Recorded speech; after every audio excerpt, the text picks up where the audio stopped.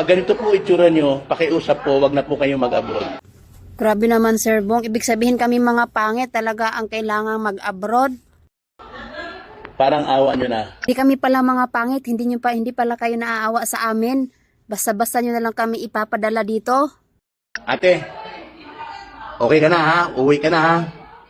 Huwag na mag-abroad ng trabaho sa bahay ha? Hindi ba pwedeng pinauwi lang siya ng amo niya kasi natatakot yung amo niya kung ano ang may mangyari sa kay ate na maganda? May stress ang madam mo sa iyo. Ay syempre naman, may stress talaga ang madam lalo pat napakalapit naman pala ng amo niyang lalaki doon kay ating maganda. Ha ate? Oo, imbis na rin ka ng madam, ang madam mo Diyos ko, dito mo sinusundan ka na ng amo mo, di ayak pala lumabas. Alam mo, Sir Bong, kaya yan siya pinauwi kasi hindi marunong tumanggi yan si ate girl na maganda, lalo na pag niyayaya siya ng amo niyang lalaki. So common sense naman yun, dapat umiwas siya.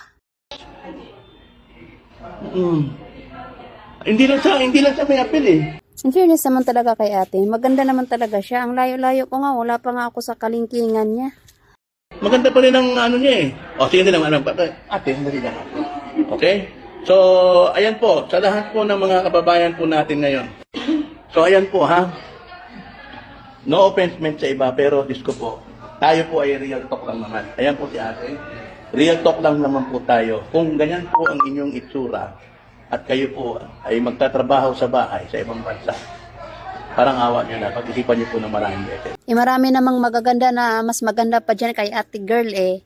Mas marami namang mas maganda pa sa kanya pero nagtatagal din sa amo. Depende naman talaga yan sa katulong kung marunong siyang umiwas. Kasi alam naman natin, since na nag-trainee tayo, diba? Since na nasa OWA tayo, since nagpidus tayo, na alam natin na bawal nating lapitan ang mga lalaki. So, kung iutos sila, dapat hindi ka talaga pwede makikipag-close dyan sa mga lalaki. Yan lang po talaga.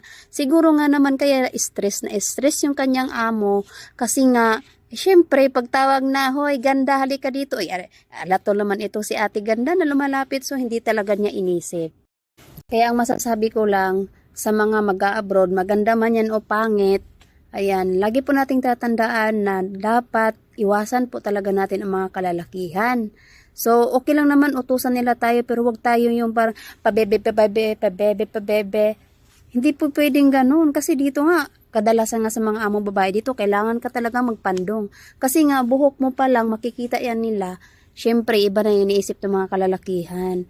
Kaya nga naman tayo dumaan muna sa mga training, sa mga seminars, para alam natin, para aware tayo sa magiging mangyari natin dito.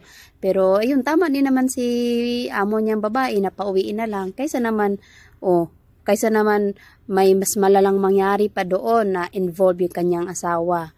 O diba? Pero salamat na rin sa Diyos at hindi man lang napahamak ang ating kababayan ay at nakauwi talaga siya ng ligtas. Pero ayan, lesson learned na lang sa mga magaganda daw, wag daw kayo mag-apply pero hindi po talaga ganyan ang rason. Pag mag-apply po tayo dito, mapangit man or maganda man tayo, ayan, distansya lang tayo sa mga kalakihan para na rin yan sa ating kabutihan. Bye-bye!